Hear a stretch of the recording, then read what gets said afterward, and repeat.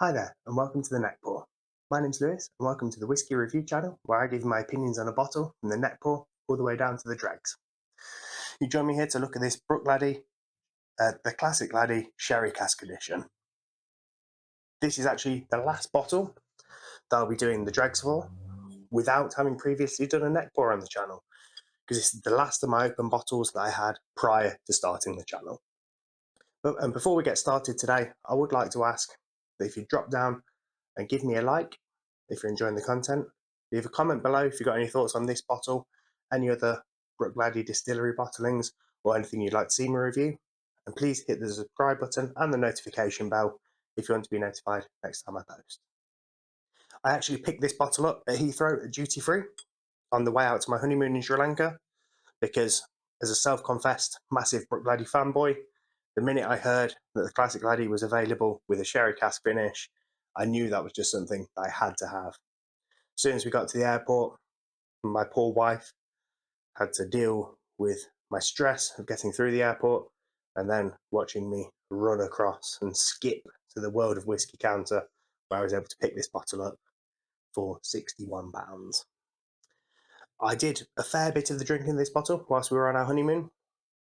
Probably got through about half of it in the 3 weeks we were there, as the whisky selection available in Sri Lanka left a little to be desired, shall we say. It wasn't quite the opulent drams I was hoping for, but this came up with a very, very good option. Although, given the fact that it was probably an average of 35 or 36 degrees every day that we were out there, perhaps sherry cask finished whiskey wasn't exactly what the doctor ordered. You know, it might have been better having a lighter, fruitier number, but this still went down very, very well. And again, in the sort of 2 months since we've been back, I've enjoyed the rest of it, shared a couple of drams with friends, and yeah, it's just been a very nice bottle.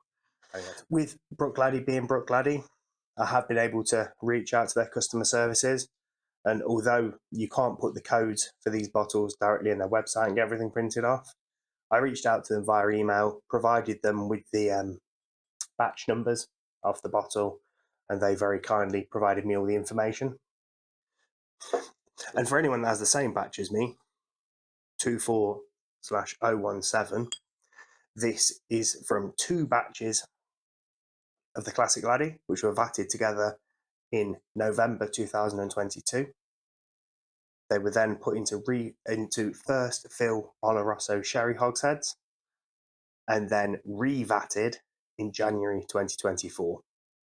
So this had its time maturing to become the Classic Laddie, and then approximately 14 months more maturation in first fill sherry. And they did provide me a cask breakdown of the Laddie recipe prior to the hogsheads, well, prior to the sherry hogsheads, and it's mostly first and second fill bourbon and second and third fill wine casks. They didn't specify what wine cask it was, and I thought they'd already done enough work on my behalf, so I thought it better not to pester them any further. But yeah, interestingly, no sherry in the original batch, so I think this batch may have been done deliberately to become the sherry cask finish of the Laddie, because surely there'd be some sherry going into the normal batches, I'd have thought anyway, and almost leaving it out doesn't seem like an omission they would make unless it was deliberate because they knew it was going to have the lengthy finishing period. As with all Classic Laddie bottlings, this is 50% natural colour, it's non-chill filtered. And the key I've noted with this whiskey is the fairly generous application of water. Without the water, it's good. With the water, it's really good. But yeah, let's pour ourselves a little drop. I'll give you guys an up close look at it. And yeah, then we'll have a smell and a taste, and I'll go through a few notes I've made. Got a great cork as well. Now I'm going to have to be careful here because I want to leave some to go into my infinity bottle, and I want it to be a significant enough amount, but I also want to have a dram here to talk about.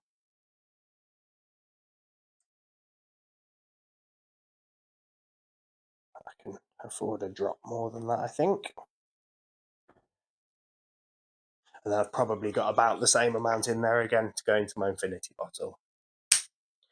I'm sure I'll feature my infinity bottle at some point on this channel. And unlike some people that I've seen online, I don't carefully curate my infinity bottle and think, oh, it could do with a little bit of peat now, it could do with a little bit of sherry, it could do with a little bit more of a neutral bourbon cask to kind of round it out. Whatever it is, when I finish it, the end goes in. It's a living history of everything I've drunk, and it's goes through iterations. At times it's been really quite enjoyable, at other times not so much, but I think it's interesting and it's a conversation piece at the end of the day. And I've already bought the whiskey, and as I say on here, it's your whiskey. Drink it how you want to drink it. Do what you want to do with it. And I find it interesting. I found a very nerdy Excel tracker online, so I can track my exact percentages of different bottles that are in there. And, you know, it brings me joy. So, and that's, you know, the aim of the game. Whiskey should be A, sociable, and B, fun. And the minute it stops being either one of those, then you need to reach out and speak to someone, because that's when things get dangerous. But as long as we keep everything fun and sociable, let's keep enjoying great spirits. But yeah, I'll give it a quick smell and a quick taste, undiluted. On the nose, lots of classic sherry, but at the same time, lots of classic Bruichladdich barley, lots of crackers and cereals and all those kind of things. Yeah, bit of sherry, kind of bit of spice, bit of more of a dried fruit sherry, and a little bit astringent smelling on the nose. Like, smells like it'll be quite tannic. I wonder if perhaps some of those wine casks were really oaky wine casks. I think with quite oaky astringent wines. But right, let's give it a taste.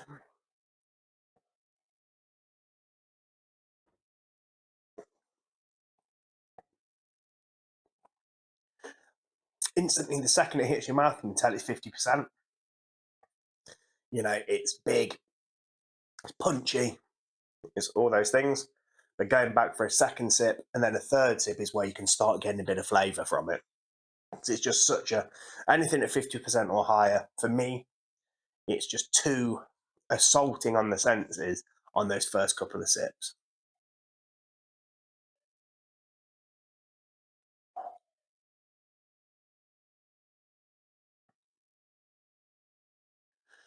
But by that third sip, I'm getting wonderful. That's oily, it's thick, it's heavy, it's meaty, you know, in a very good way. It's almost, you feel like you could almost chew it. It's got a really nice, thick character to it, which I find quite symptomatic of Bruichladdich and, you know, Port Charlottes and the other things they bottle. But no, it's got a lovely mouth coating. And then there's those kind of farmy notes that Bruichladdich known for. That's slightly dirty, slightly funky. I know some people say cheesy, but I don't get that myself. But that sort of smelling like being in the farmyard and the outside is certainly there for me. And then that kind of starts to fade. You get a load of sherry coming through. And then as it fades away on the palate, you almost go back to that kind of dirty farminess. And that's what it ends with. It's really complex, enjoyable, but a bit too loud for me at 50%, a bit too aggressive, which I do find the case a little bit with Bruichladdich as a distillery. I think all of their products without water for me are just a bit too boom, a bit too bang, a bit too, you know, there's too much going on there. It's too aggressive, and a little bit of water just to temper that just brings out the absolute best in them. So I will add just a little drop here.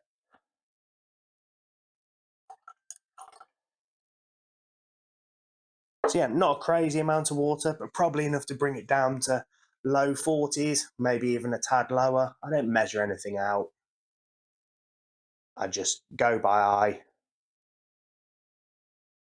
And then we'll give that a couple of seconds just to kind of mellow out. The one thing that I would say about this bottle is, although I am a massive sherry fan, sherried whiskey is probably my go-to finish for a whiskey or my go-to maturation cask for a whiskey. If it's done well, that is. I think things can be easily over-sherried, but I think sherry is my preferred cask. And so I hear one of my favourite whiskies is now available finished in sherry casks. And, you know, that's like all the heavens have aligned and the perfect whiskey for me has now been created, you know. And upon first tasting it, I think I'd been a bit idealistic in my head about what it might be, because you do lose a bit of the Bruichladdiness of Bruichladdich with this, you know. Some of that is taken away and replaced with the sherry flavours that aren't there in the Classic Laddie or anywhere near the extent that they are in this sherry cask finish. So I think that's one thing we all have to be mindful of. Nothing's perfect. And I think that is something we all have to be mindful of when we're looking at things and new releases. Don't taste them until you've tasted them. Because in my head, I'd already tasted this and it was the perfect whiskey. And then even if it was the best whiskey in the world, nothing's a perfect whiskey. So it would have never lived up to the idea I already had of what it was going to be like. And I just think that's something important to remember, you know, that these things are never going to be perfect and they're never going to be made exactly to your specifications and exactly how you would want them to be, unless you're one of the incredibly talented and incredibly lucky people who works as a master blender at a distillery. And then I don't think you need to be watching my video for tips on how to drink whiskey. But yeah, now that water's had a little minute in there just to get to know it, you can see there's a slight kind of clouding going on there, a little bit of whiskey mist, nothing too crazy, but you can see it is a properly non-chill filtered bottle. However, it's still incredibly sticky to the glass, you know. It's still incredibly thick and rich. It's not changed anything. And if I was to leave this out for another hour or so, it would be reasonably cloudy by the time I was done. It gets a good haze to it. But let's get the nose in there. And yeah, that's hugely different. Hugely. It's much lighter. I'm even going to add actually a tiny drop more water on there, because on how I've tasted it as I've drank through the bottle, there's kind of a couple of stages of the adding water to it, and that's not quite where I want it to be. I might have gone a little bit heavy-handed on that last bit, but we'll see. No, there I'm picking up everything that I've had in the past. On the nose, there's kind of frosted cereals, you know, sugar-coated cereals. There's apricots, there's raisins, there's sultanas. There's a little hint of a kind of heavy, kind of dirty thing, but really far off in the distance. And in front of it is kind of a big bowl of fruit and sweet cereals, which is just a really, really inviting nose. And you can see now that is actually reasonably hazy, because those bonds and that suspension has been broken.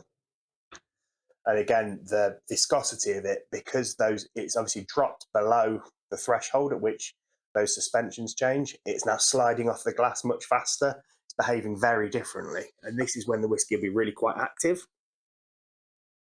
and will change quickly now in the next sort of 20, 30 minutes. And if you leave it for too long in this stage, everything that's happening and all the extra flavours that are getting brought out will disappear. They'll all evaporate. So don't think you find your ideal amount of water, measure it as a perfect recipe, then add it to all your bottles, because otherwise you lift the lid off, they all evaporate out. But no, that's now really inviting on the nose. And yeah, it's a kind of breakfast extravaganza of dried fruits and cereals.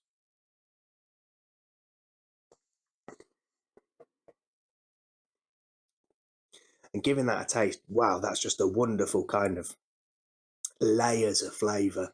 They kind of gently roll one after the other across your tongue.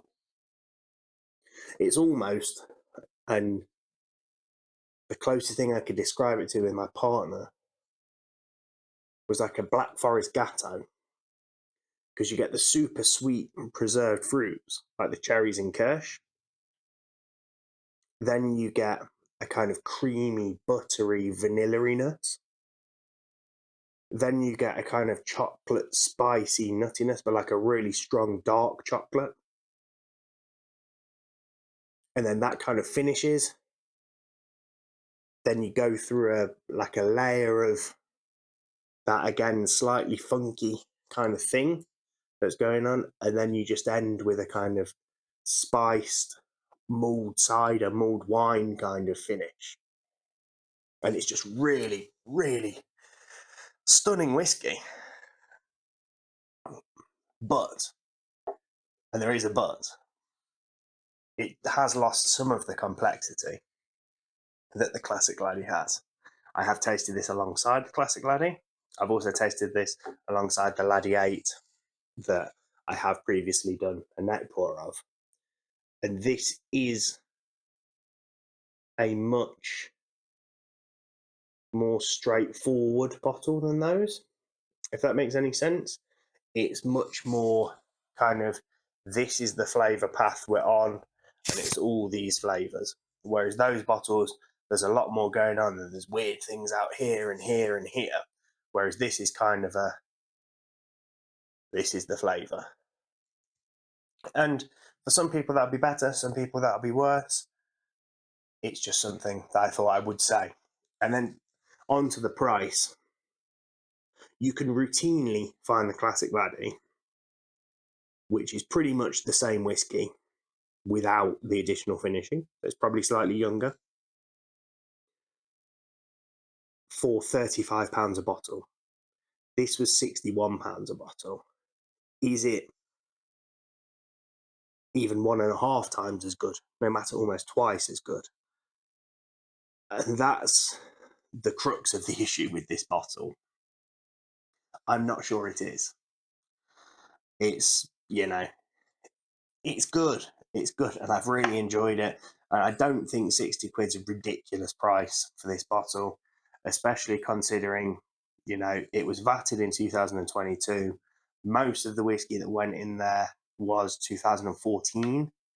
The other stuff they didn't give ages for, so I'm assuming it was probably younger than that, but that's hard to tell. And then it had an additional 14 months. So it's nearly 8 years old, or 7.5 years old, something like that, mostly in here. And is that for £60 particularly good value?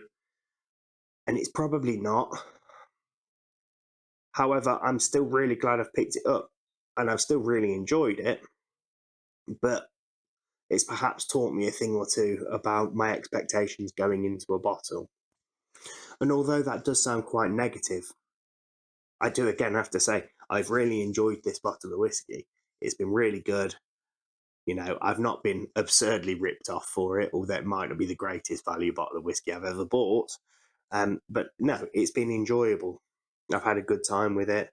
And no matter what happens, this will be the bottle of whiskey I drank on my honeymoon.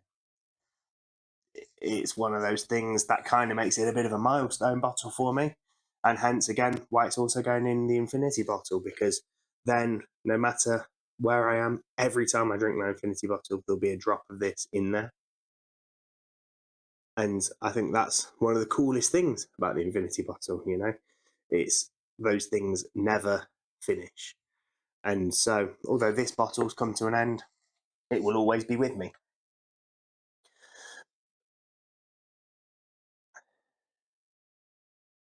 And yeah, to sum up, a good bottle of whiskey, not a great bottle of whiskey.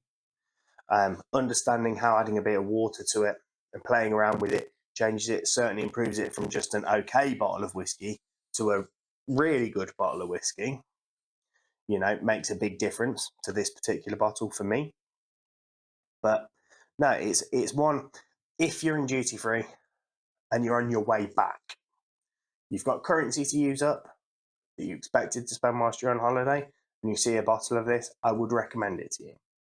I would say out of all the things that are travel retail exclusive, this is probably one of the more interesting things.